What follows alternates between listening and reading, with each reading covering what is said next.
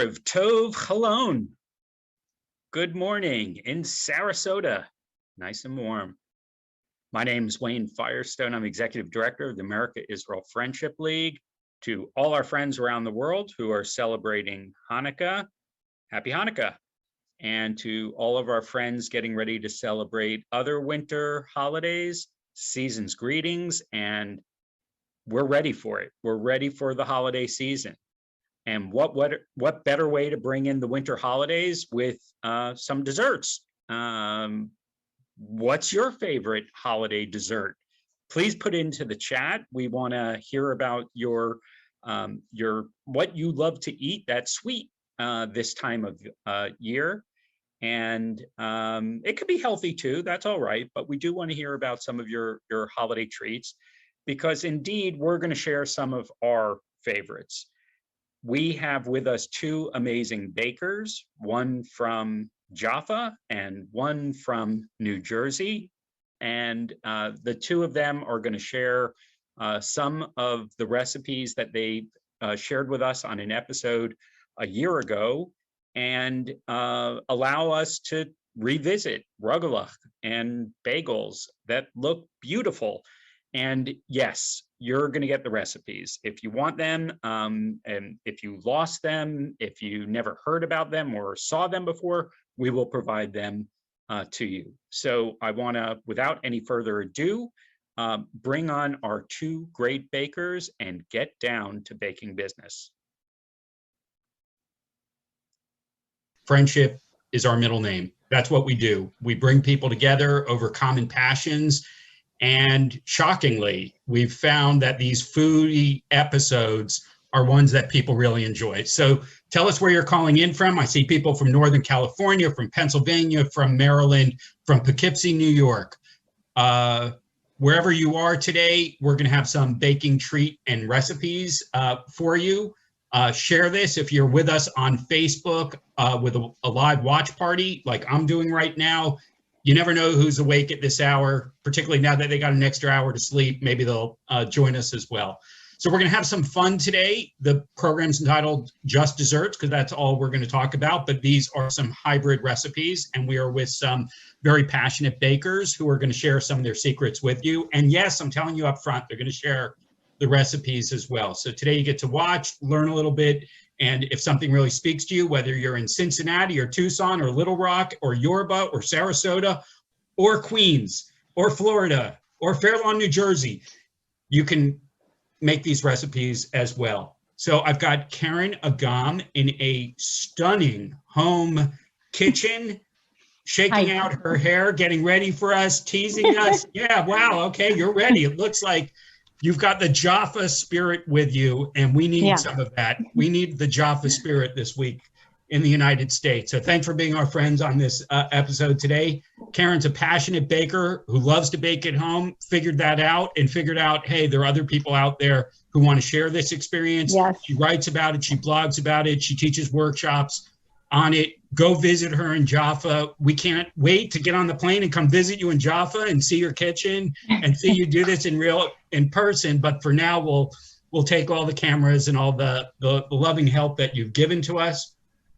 Shannon Sarna is a multi-talented woman who is the co-host of a podcast called Call Your Mother. Got that? Call Your Mother. So if you remember nothing else on this episode, you should listen to Sharon's podcast. And if you can't, then at least call your mother. And she is a foodie with books about baking. She writes for Kveller, which is 70 Faces Media, great friends of ours doing great things to really sort of get the word out and share really from the diversity of the Jewish experience with our many, many friends around the world.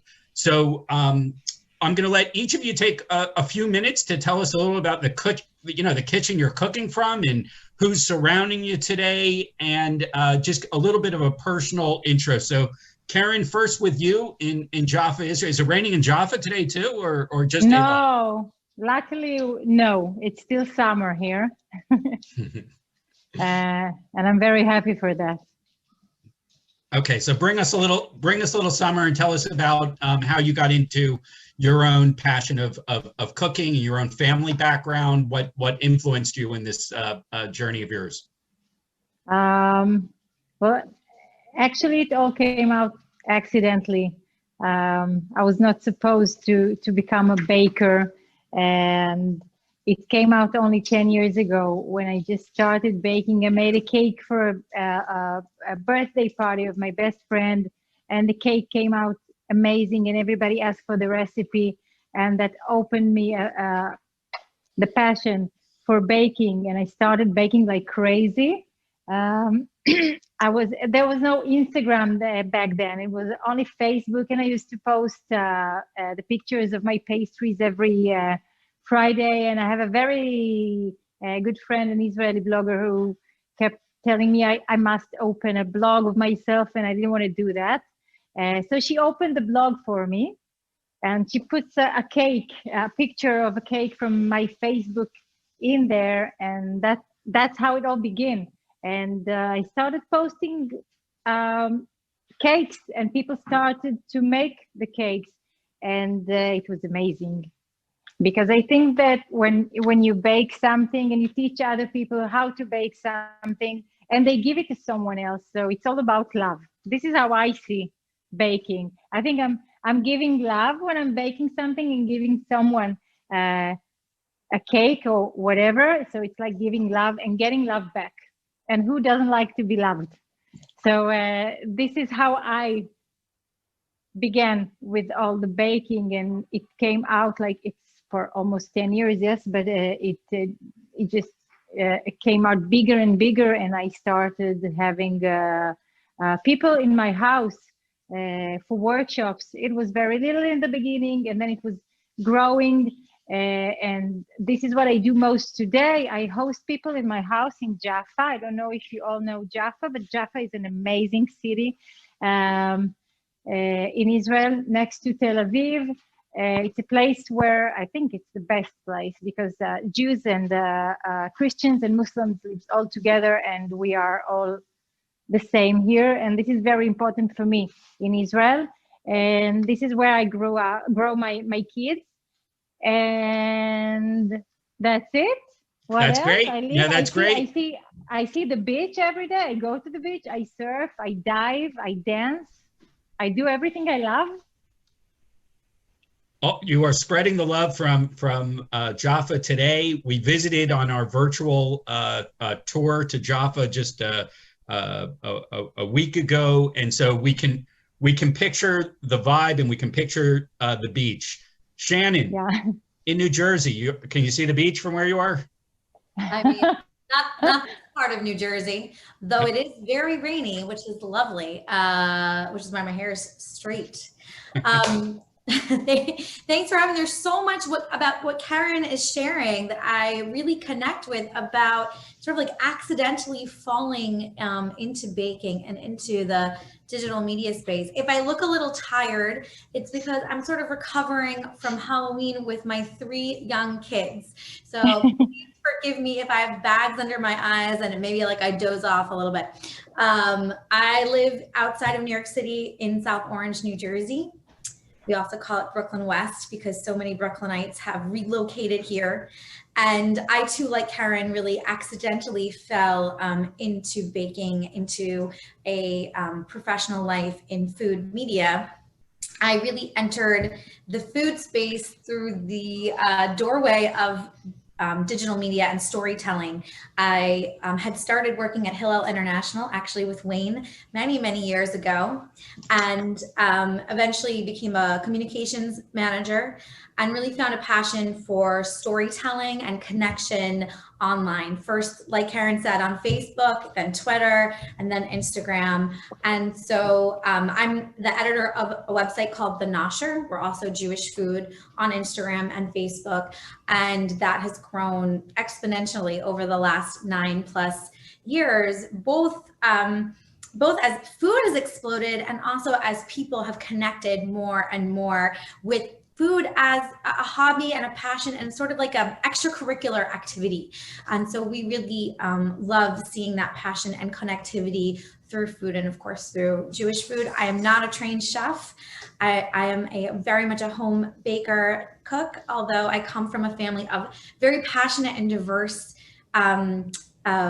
food backgrounds. My grandfather, Edward Sarna of blessed memory, he was a food chemist for General Foods and patented things like Tang and the process for freeze drying coffee, all of which I didn't discover until his funeral, which is just kind of so Jewish, right?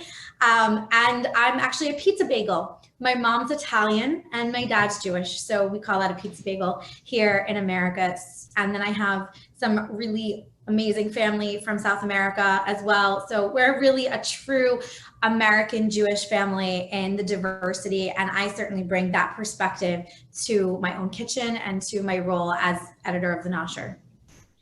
Shannon, thanks for sharing the image of the pizza bagel. We will get to bagels. And even though you may not be a trained chef, you are a trained critic and food critic. And we know you have some opinions on some of the dishes we're creating.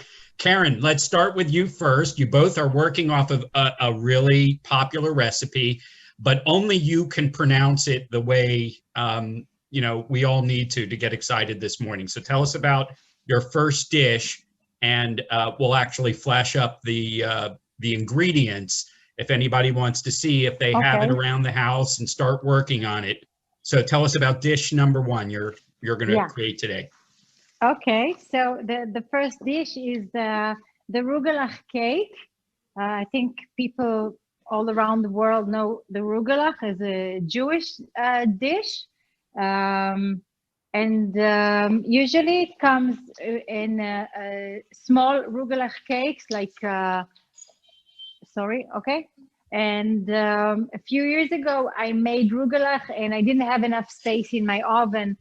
So I took some pan and I just put all the Rugelach together, and it came out from the oven as a one cake that you can just, like a pull-apart bread, but with Rugelach, and it came out amazing. I don't know if somebody invented it in some other place in the world, but I felt like it was mine, and I was so happy, and I posted it, and it became really famous in Israel. So everybody makes Rugelach cake. I think that usually people make Rugelach with chocolate filling, but I love the cinnamon better. And I have a journalist friend who lately made a research about Rugelach all around the world, and she came out that the original Rugelach from Poland, maybe East Europe, was cinnamon Rugelach, which is my best ever flavor. So I love cinnamon Rugelach, and I'm going to make the Rugelach cake filled with the cinnamon. Okay? Great. Sounds great. And I of course, I pre-make the, okay. The dough is ready, of course. The yeast dough is ready. And I'm just going to roll it in a minute. So should I talk about the ingredients? Sure, go ahead while you're making So the dough is with butter and milk and eggs, which is very different from the next dish I'm going to make, which is totally vegan.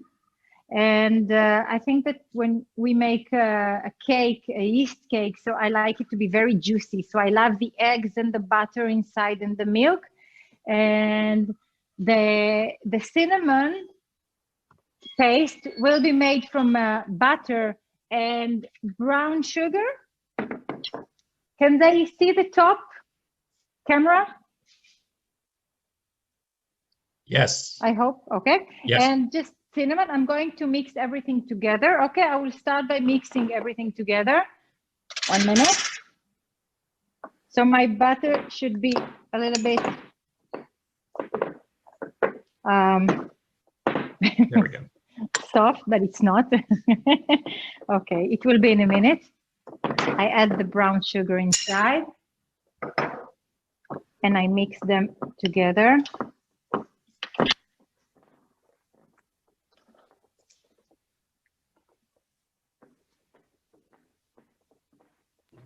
So I actually was just talking about the original fillings for some of these Polish, Austrian, Ukrainian desserts like rugelach, like babka.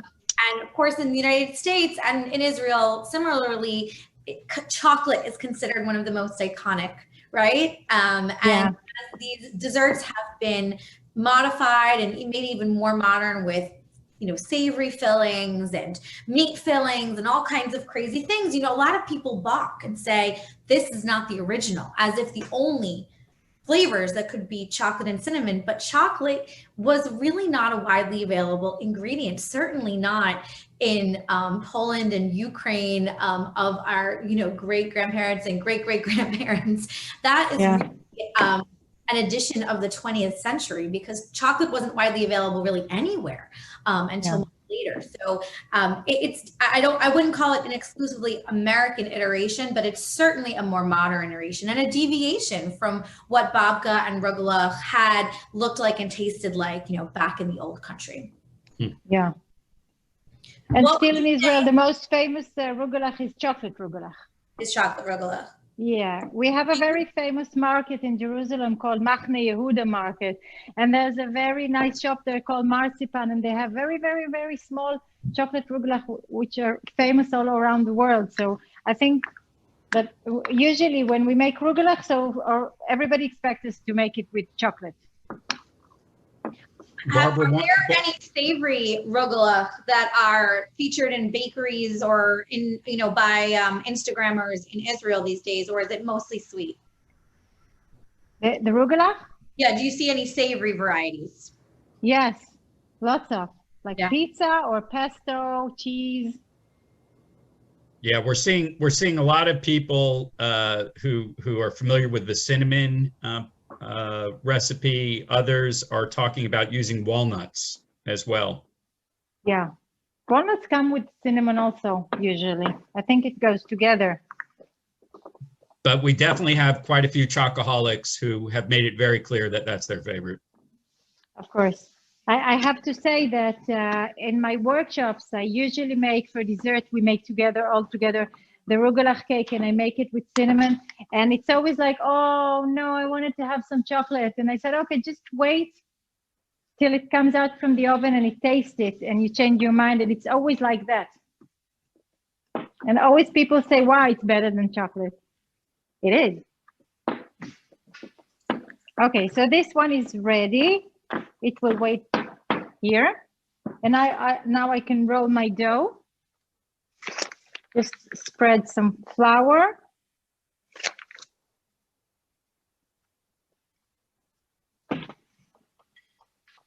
And start rolling.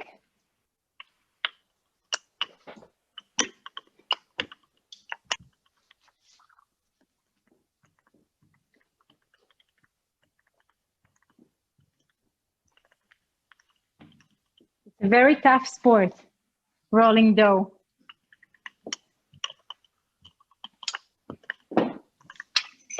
Let's move this.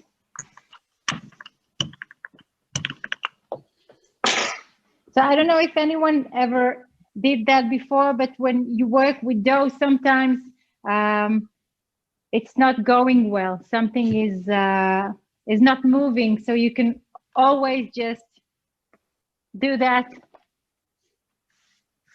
and it will give you love back.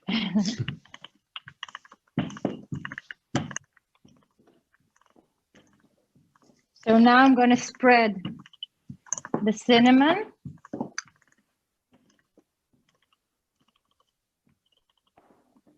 All over.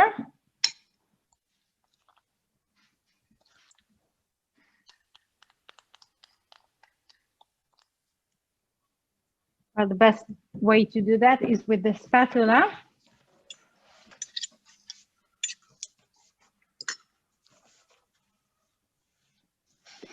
I think this is the best therapy ever.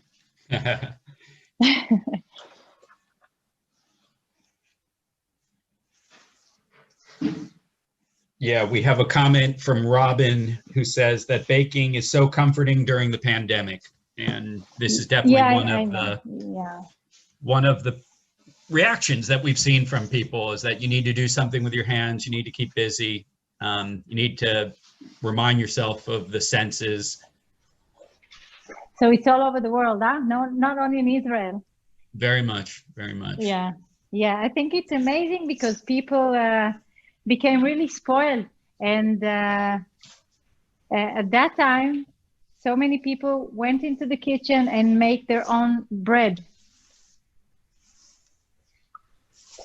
Yeah, I think not only bread, and of course, like sourdough really exploded in the United States as a new hobby. But I've just seen an explosion of people baking challah for the first time and making it a weekly habit, which of course I love because it's my passion of baking challah. But it was one of the beautiful things, or the more positive things, to come out of this experience, I think, of people connecting not only with doing something with their hands or baking, but also with maybe a part of their Jewishness that they never really considered before. Yeah, back to the roots. And in Israel, I became really big during COVID-19, and my name was Keren Corona.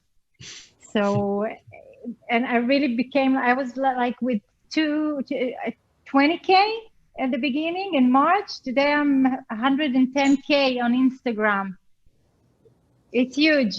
But I think so many people wanted to learn how to bake at home suddenly, and it's amazing. I think this is amazing. That's a great surprise, and this is something good came out of all this thing.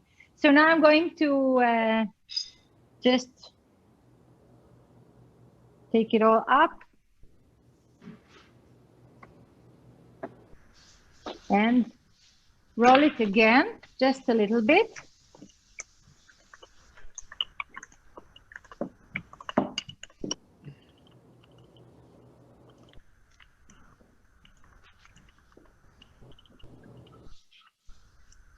That and dough I'm going to, beautiful. Sorry? The dough looks really beautiful.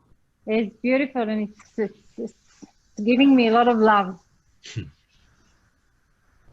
So, and this is from your family, right?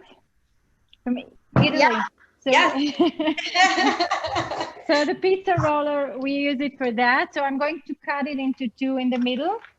And now I can just start making the rugelach like this.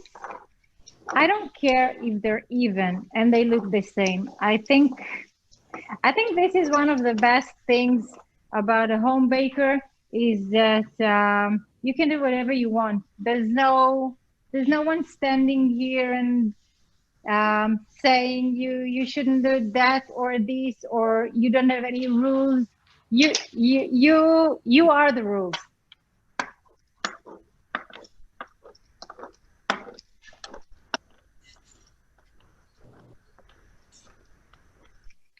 Okay, so now they're all ready. I can just take one of them, and I want to start rolling it like this, very tight, into a small rugelach. Everybody can see that? It's cute. Beautiful. Okay, so I'm going to, I will spread the paper on my baking pan, and I'm going to put one of them inside, and then I can just put all of them together in here, and I don't care about the shape. So they will all, they're just, I'm gonna throw them there. Are all of those rugelach going to go into one pan? Yeah, one pan. And is that a 10? I know it's I'm talking in American measurements, but what's the size of that round pan? The round pan is like 28 centimeters. Okay. I don't know what that is, but wait, I have 28 centimeters. I'll Now convert. I'm trying to ask someone here. כמה זה 28 סנטימטר? כן. Okay, we're trying to figure that out. I'm just going to Google it. That's why we have Google. Oh. 13 inches. 13. So that's pretty large for most Americans might have like a 9-inch or a 10-inch pan. So that's definitely a bit larger than many people would have in their kitchen. I have a solution for that. They can go on layers. Okay. You know, they can make a layer and then put a top one. So maybe they should bake it a little bit longer. Okay.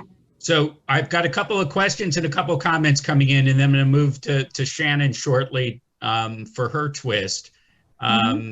The question that came in from Jerry is whether it's possible to use flaxseed egg instead of eggs. So in other words, we do have some. I know you're going to do a vegan recipe next, but does anyone know about trying to prepare this without eggs? I do. Okay, perfect question. I think you can just drop the eggs, and if you do it vegan, so you might want to use any kind of oil, either, I don't know, maybe even if it's a coconut oil or any kind of oil, so you can just add a little bit more oil and it becomes great. Okay. So but I think the problem will be with the cinnamon paste that we used to make with butter, and if you're not making it with something like butter, which is it's not like oil. Solid. You want solid. In Israel, if you're vegan or you're kosher, you make it with margarine. Yeah, someone asked about that. Yeah. How much cinnamon, people are asking, should you put in? 2 tablespoons. 2 tablespoons. 2 tablespoons of cinnamon. Yeah. Okay. Well, I want to point out that Steve on the call translated from the Yiddish that Rugelach means little twists. Little twists. Okay. Sounds so reasonable. as you're twisting your individual pieces, I think we can understand where that came from. So yeah. Shannon, did the Rugelach make a big twist once it sort of headed over the Atlantic and made it from the shtetl into the American lexicon and menu? Yeah, and it's very interesting. I think I saw somebody ask about the cream cheese version, which is what I'll show in just a little bit. But it's pretty cool, I think, how integral cream cheese, which was invented in the 1930s, actually here in New York, has played in Jewish American cooking, Jewish American baking. So the Rugelach that came from Europe and dispersed to both Israel and North America, it really took 2 divergent paths. It used to be more of a dough, like what Keren is making right now. And a lot of dishes adapted to the ingredients that were available in the United States. Of course, there was no such thing as bagels and cream cheese and lox in Poland either. You know, that was a truly Jewish American invention and innovation to that food. And the same could be said for Rugelach, which is now often made or found in the United States with a cream cheese, butter, flour dough. It's a very simple dough. It's more akin to a sugar cookie dough than a pastry dough like what Keren is making. Simultaneously, in Israel, as the Rugelach migrated over there, a lot of Israeli chefs went to pastry school in Europe and brought back a French viennoiserie style pastry to a lot of Jewish baked goods. And of course, one of those is Ori Shaft of Lechamim, or Bread's Bakery, who really made a splash in the United States with his bakery, Bread's Bakery, which opened in about 7 years ago off of Union Square in New York City. You can see in his style of both babka and Rugelach, which are interestingly made with the same dough. He took a lamination style, and lamination is the process for making things like croissants. So what they do is they roll out dough, just like what Keren did. They roll out that big dough, and then they take butter, and they pound out the butter into a block, and they fold the butter over and over and over again into the dough, which creates those beautiful flaky layers. And when they bake, those little pockets of butter burst and create pockets and create flakiness. And that is what a coveted croissant would have inside of it. And so what Uri Chef did was he combined traditional Jewish baking and a more French style into this gorgeous babka dough. And babka kind of exploded in the United States. And it presented a whole new kind of era for what American Jews were thinking about. And his rugelach are the same way. I think for American Jews who go and travel to Israel, you know, the marzipan rugelach that Keren was talking about is a very iconic image and taste because it's so different from what American Jewish rugelach are, which are flakier cookies. They're two different shapes. You can find them. I'm going to show you the more twisted or horn shape that is maybe a little bit more comes from, you know, Europe. But you can find them in these swirled kind of cookies. There was even a picture that we showed a little while ago, and it's just a little easier and it's a little bit more American. But I don't think it's any less delicious. I think it's equally delicious, just different. So Keren, are your rugelach going in the oven? Yeah, I'm going to let them rise for about 40 minutes, but I pre-made, don't worry. I have another one in the oven. So they are going for a rest for like 40 minutes and then egg wash and to the oven, okay? Sounds great. Sounds great. They do a second rise for 40 minutes before you bake them. Yeah, it's a whole different, you know, everything is different after it rises. So it needs a lot of time to come out very soft and do you add a sugar syrup after they come out of the oven?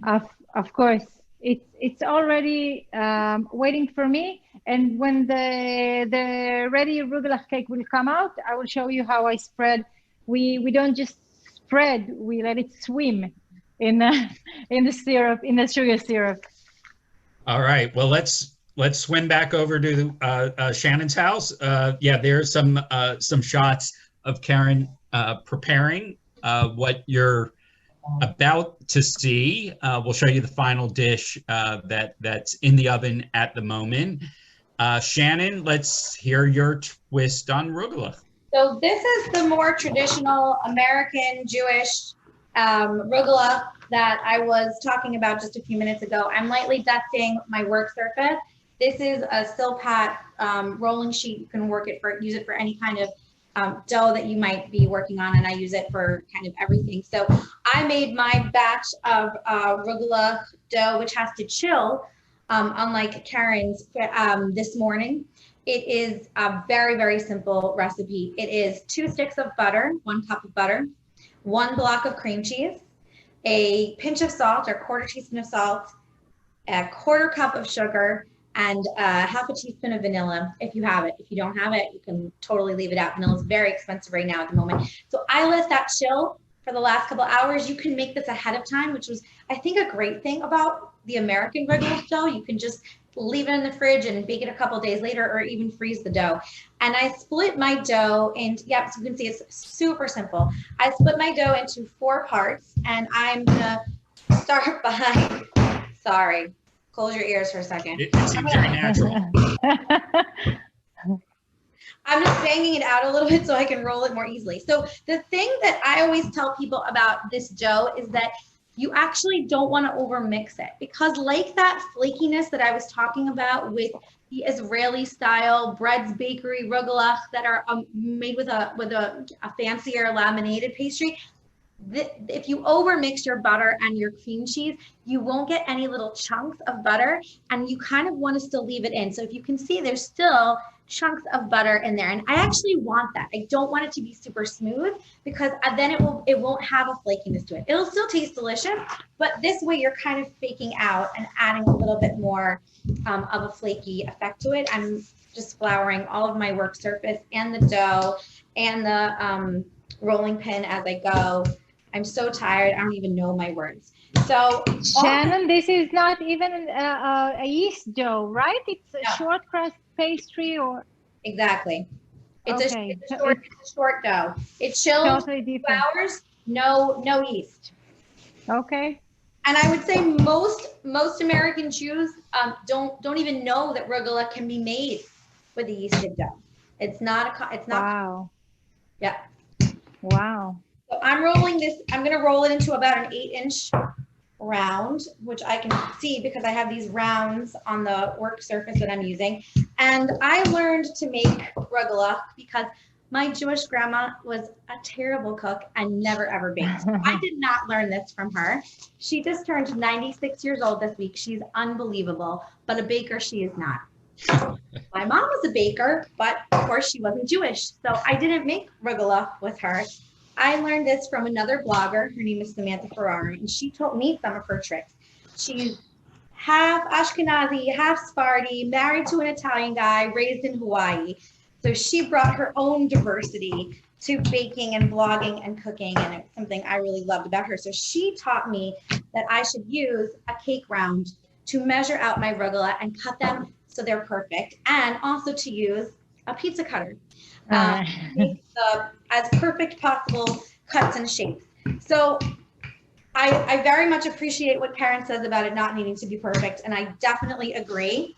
The only thing I will say is that, you know, if you want your baking to look as perfect as possible, you want it to have a beautiful aesthetic, the more perfect you measure it and the more perfect that you cut it, the more even that it will bake, and also the more beautiful it will look. But it will still taste delicious, even if you didn't cut it perfectly. So I have this round dough that I've rolled out, and it's now just slightly, pull myself back, slightly, the dough is slightly larger than the round now, and I'm gonna use my pizza cutter to cut off the excess. Oh gosh, I hope my children are not descending. They'll be so mad that they didn't get to do this video with me. I have a 4-year-old and 8-year-old girl, and they love to bake with me. So now I have a perfect round. And this is at the point where I would say you can fill it with anything, with the exception that it should be kind of spreadable and thick. And that I like to add a crunchy layer also. So the two flavors I'm going to share today, super American and super easy. We're not making anything. I have raspberry jam and mini chocolate chips. And then if you're a Trader Joe's obsessive like I am, I have this cinnamon bun spread. So also cinnamon, but I'm not making anything. You can use the same kind of filling like Keren just shared and do your own homemade cinnamon with cinnamon, sugar, butter, a pinch of salt, maybe some pumpkin pie spices, something like that. But I'm a busy mom, so I'm just doing it the easiest way that I can today. So let's start with raspberry and chocolate chip, which was one of my favorite combinations. This is not a place where you want to use the fancy jam that you bought at the farmer's market for your toast. Because first of all, you won't really be able to appreciate the flavor. You're not using a ton of it. And second of all, I learned this trick from a pastry chef in New York City who told me that the higher the sugar content, the less it would leak out and get really messy. So this comes up a lot with Hamantaschen, where people will call me, email me, text me around Purim and say, why are my Hamantaschen leaking? And it's either that they didn't pinch it tight enough, or you're using a filling that's too liquidy, and so it's leaking all over the place. So if you use something that's thicker and that's kind of junkier, like even that has high fructose corn syrup, it will leak less. So I'm just using store-bought raspberry jam. And in this case, unlike what I would advise with, let's say, chocolate or flour, you can use whatever is on sale and kind of gross for your health, because you're using a small amount and it will leak less. I'm adding mini chocolate chips on top, not big ones. You could also do some shaved chocolate or some chopped chocolate, but you don't want big chocolate chips because they won't melt right, and you'll have big chocolate and it won't be able to roll the rugelach right also. So this is a place where I am quite specific. If you're adding some kind of crunchy topping, like nuts or chocolate or coconut, whatever those things are that you might add as a filling, they should be on the smaller side.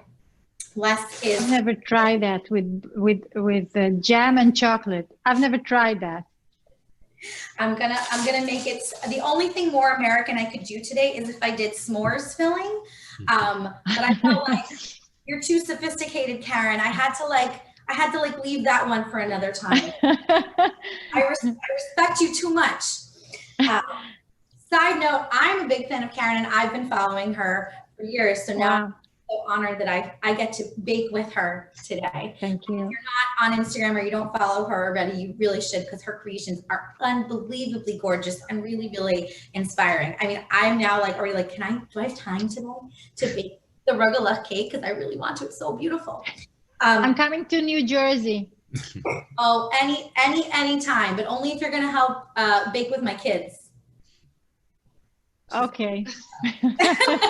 All right. Mikey, Shannon, show us what you're going to do with that pizza slicer. Not do anything with my husband or my children right now. So I am going to try and make this as even as possible. I'm going to cut it down the middle. Sometimes I even fold it ahead of time so I can do it as evenly. And then I'm going to cut it down the middle again. And then I'm going to do it again. So then I'm cutting it into 8 pieces. So you can see that even though our doughs are different, our fillings are different. There's a lot about actually the technique of what we're doing that is similar. Yeah. I'm going to pull it out.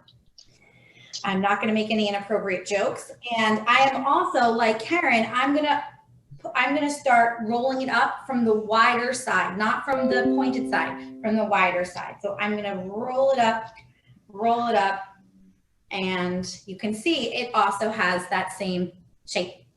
So awesome. I'm not going to make mine into a cake. I'm going to put mine on a baking sheet with parchment, and then these are going to get an egg glaze. Keren, did you say yours get an egg glaze also? Sorry? Yours get an egg, get washed with egg before they bake, or only a sugar syrup afterwards? No. First, the egg wash first and before the oven, and then when it comes out of the oven, so I add the sugar syrup, and I'm ready to do it. Can you see how beautiful this is? Oh wow! Yeah. It's the sun. That's from out of the oven, right? Sun. It's the smell is amazing. It's wow. So can I add the syrup let's now? go. Yeah, go ahead. Okay, so I will just I have to say that the cake must be hot. Like when it's coming from the oven, the sugar syrup can be either hot or just warm a little bit, but you don't put the syrup on a cold cake, okay? Because that way the syrup will not be able to go to the dough, and it will just going to kill it. So I'm not even spreading like this. I can just, you see, I'm pouring. Oh wow. Wow. This is wow. I always say that if you find yourself making an yeast cake, so you're probably not on a diet. No, this doesn't look like the dietetic version, although there are some people asking about stevia, if you can use like a sugar substitute. I guess so, but I must say that I don't have the experience with them, but I think that there's no problem of doing that. Okay, so once you, because I know we have one more recipe that we want to try to get in for you as well. So is this what it's going to look like going back into the oven? This is not going back to the oven now. It's ready to go. It's ready to eat. Okay. This is after the oven. After the oven. Okay. So dish one, that's what it's going to look like afterwards. How long does it need to sit before it can be served? 1 minute. 1 minute. Okay. So yeah, we can dig in. Yeah, we cannot wait. Okay. Shannon, are you got something to show us as well? I'm just going to add one more different filling, and it'll be really fast. I'm doing exactly the same process with another piece of the dough. This recipe makes quite a lot of rugelach. You can usually get about 40 rugelach out of that small batch. So I do like to make kind of half at a time. It's a great thing to do around the holidays because it'll make so many. And if you do have kids or grandkids that you like to bake with, I think it's a great activity like challah. It's easy enough that they can do it, and there's really good, clear steps for making rugelach with kids. They like to pick the filling and do the spreading and doing the cutting. So this one, after I just finished rolling it into the proper round size, and if it doesn't quite fit over that pan, it's okay. It will still taste delicious, and you can still roll them up just fine. You can see I'm cutting off the excess. I'm not going to throw out that excess dough. I'm actually going to save it because it's usually so much excess dough that I can get one extra batch of rugelach out of it. So you can see it kind of have a little hole there. I'm just going to take a little piece of dough and bake it. And this time I'm going to use my cinnamon bun filling, and then I'm going to add walnuts on top. But I love also Nutella or chocolate spread with chopped nuts. You could do a chocolate spread with crumbled halva. And like we were talking about before, you can also do savory varieties. So I really love making pizza rugelach or everything bagel rugelach. You can do pesto and cheese. Really, there's so many possibilities. So I think it's the kind of project that the dough is simple enough to make, and you can really have a lot of fun with the flavors that you like or what you have on hand in your kitchen. So cinnamon bun filling, and I'm going to do walnuts on top. I think somebody was asking about walnuts before. Yep. Somebody else said raisins. You know, so you can really try different combinations based on what you like or what you have. So we heard challah, and someone looks like Anna is very interested in your s'mores filling. Myrna has pointed out that she just put on a few pounds just by looking at Keren's recipe. Okay, Keren, what is a challah bagel or bagel challah? What is this heretical thing that you're working on? Okay, I think I promised you that I will send you the Rugelach cake. Yes, you did. I don't know how. Oh, you could just send it to my house, no problem. Okay, so let me just tell you about the Jerusalem bagel challah. You all know what is challah. It's very traditional. It's the Israeli not Israeli. Sorry. It's the Jewish traditional bread that I think we all bake on Fridays. And also Jerusalem bagel is a very famous dish in Israel. And I used to make Jerusalem bagels for a long time. And one day I went to a birthday party again for another friend, and I made the bagels, and I just made them long and dipped them in water and sesame. And then I said, oh, I didn't want to make bagels. I wanted to make challah. So I did the challah from the bagels, and I called it Jerusalem bagel challah. And it became really famous in Israel.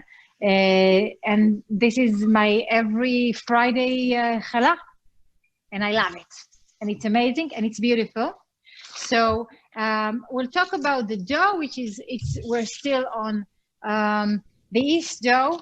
It's a very, very simple dough to make. I like to use pizza flour, but you can either use bread flour or just white flour.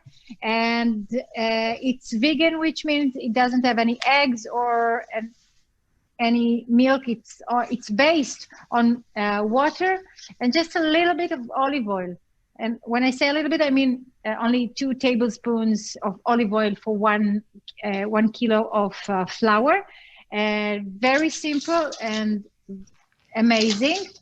And usually I let the dough rise, and then I do the balls. Okay, I usually I'm weighting the dough, and then if let's say I'm going to make today 2 kinds of challah. One is from 5, and round challah from 4. So I need 9 balls of dough. So I weighted the dough, and so now I know how much how many every ball will. I'm trying to remember how much it weighs. 1 minute. They did it for me today. How much every ball weighs? 200. Okay. Okay, so the balls weigh 200 grams each, okay? And I'm going to make two kinds of challah. Can I show them how I make two kinds of? Sure, like go ahead real quick. We have time. Take a quick look. Okay, okay. So I'll start by making the one who's from 4. I think that many people who starts working with the dough think they should put some flour like this. And usually the best thing to do is, do I have olive oil? I'm sorry. Is put some olive oil and work with olive oil if you have olive oil in your dough or any kind of oil. Yeah, thank you.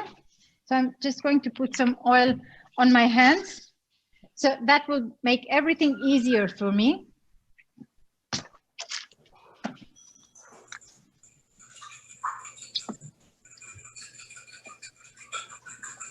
Also, I let the balls stand for like 10 to 13 minutes or 40 minutes. Depends if it's a summer. You know, the Israeli summer is very warm. No, it's not that one. Maybe it's this one or that one. Okay.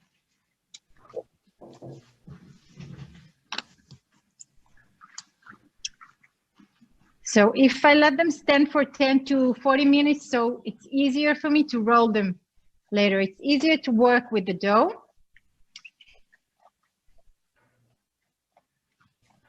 And now after they're ready, I'm going to... That's my favorite part. Spread. I'm going to spread some flour. Now it will be easier for me to work with them when they are a little bit floured like this. Okay. So now I can start shape everything. How do you call that, Hila? L'shti va'erev. What is the English word for? Okay, we don't know the word for that shape. So I have 2 on the bottom and 2 on top. Crisscross. A crisscross. Okay, thanks. So I'm going to do the crisscross shape. Okay. My partner Jonathan didn't realize that would come in handy for a baking episode. Okay. Okay.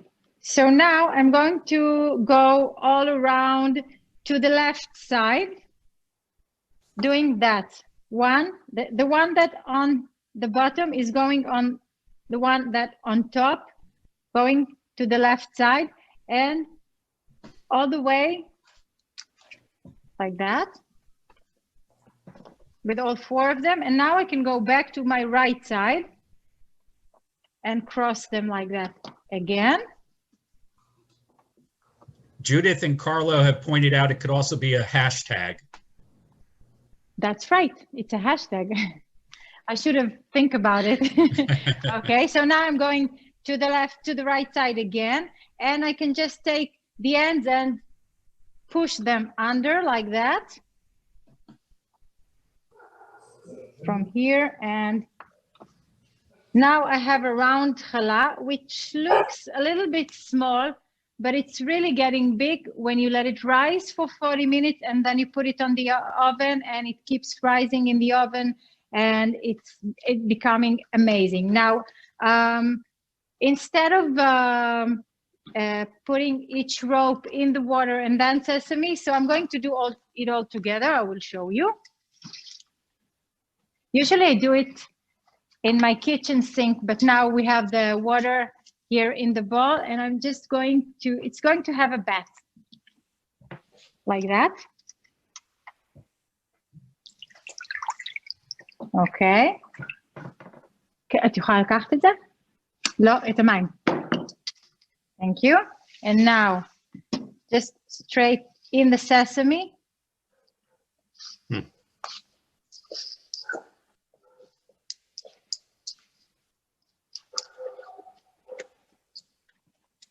And that's it. So it's beautiful and full with sesame. And can I show another one? You can work on it, but let me get back to Shannon real quick, just Right. while you're playing in the kitchen. Shannon, I know you feel very passionate about baking challah and baking bagels. I wanted to get you on record. Is it even possible to have a bagel, to bake a bagel without boiling the bagel first? Well, so I don't want to, Jerusalem bagel, what Karen is talking about, is vastly different than an American bagel or a true Polish Jewish bagel, because that's where bagels come from.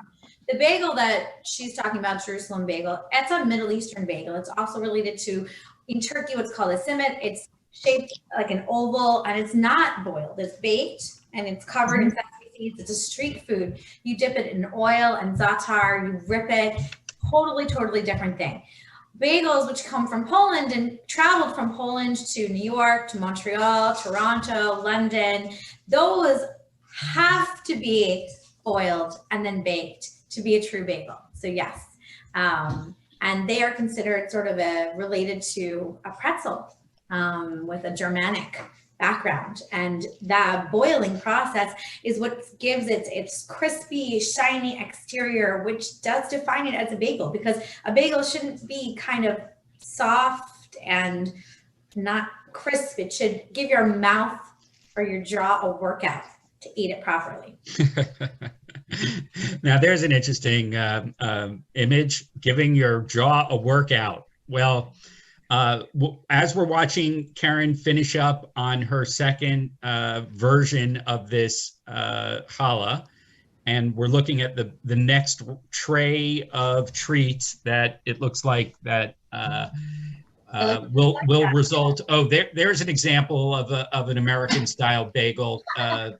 Shannon, are you proud of that? Is that one of your kids holding that bagel? That's my older daughter, many years ago, holding a rainbow bagel. So I don't know how many Great British Baking Show fans there are, but this was a recent challenge, was to make a rainbow bagel on the Great British Baking Show. And while rainbow bagels are not my favorite American iteration of bagels, they are certainly fun and very challenging. But the Great British Baking Show, they got it wrong, because they allowed such a short window that there was no way that the bakers could produce a really good bagel in under, I think it was under 2 hours. It was 1 hour and 45 minutes for bake time. No way. A proper bagel has to do at least an overnight rise, if not longer, to properly ferment, so that the gluten develops, so that you get that really good chew and a little bit of sour taste. It's really quintessential to a proper bagel. But yes, the rainbow bagel is the most American of all of the bagel innovations, I think you could say. Well, at the top of the hour, Keren showed us a rugelach that she called the sun and sunshine. And at the top of the hour, you had from Shannon the rainbow bagel, and this idea of giving your mouth a good workout with your just desserts. So let me make a couple of quick program announcements since we're coming to the end, and I promise the last image we'll show will be of we're seeing it now, of Keren's beautiful braided challah. This series that we've been doing, the Friends Indeed series, started actually in my kitchen earlier in the year. But nothing quite as ambitious as what we brought you here today, with some amazing insights into baking and cooking. Let's take a look at what you have to look forward to. If you just dig a little, give it a try. Keren and Shannon told you it doesn't have to be perfect. It doesn't have to look perfect. We have more time on our hands, and today you have even more time on your hands with the extra hour. So try something new, try something great. Shannon, thanks to you. Keren in Jaffa, thank you. Toda Rabbah. We hope you'll get some of that rain from Eilat as well. And that nonetheless, you'll be able to go out to the beach as well. So we'll say goodbye and Lehitraot to everybody. Shavua Tov. What can I say? Yummy. I'm ready. I think I put on a couple of pounds or kilograms or both, just watching that episode and thinking about doing some of those baking treats as well. I'm a little dangerous in the kitchen when it comes to baking, but nonetheless, I'm pretty good at helping clean up afterwards. So we too are looking forward to a whole month of treats. Our first one, if you really get serious about all that baking and eating all these desserts, we'll help you next Sunday with Pilates, of course, with Becky and Naomi, to make sure you can work off some of those calories. And I just want to put out a longer on your radar screen for Sunday, December 12th, when we're going to have Sababa Sunday, which will be a 2-hour special here at AIFL, where we're going to do a year-end highlight telethon style with friends and performers calling in from around the world. You're going to get to see some clips from some of our favorite episodes. We're doing this all live. We want you to call in. We want to hear the things that you love the most. It'll be a great opportunity to build a little bit of virtual community together as we're coming and wrapping up the year. We have some great treats for you throughout the month of December, so stay with us. And the two coming up on the next couple of Sundays, we think you'll particularly enjoy. So everybody have a healthy and happy end of Hanukkah for those celebrating. And indeed, for those celebrating other winter holidays, we're looking forward to celebrating with you Christmas and Kwanzaa and all the other holidays throughout the month. Look forward to seeing you soon.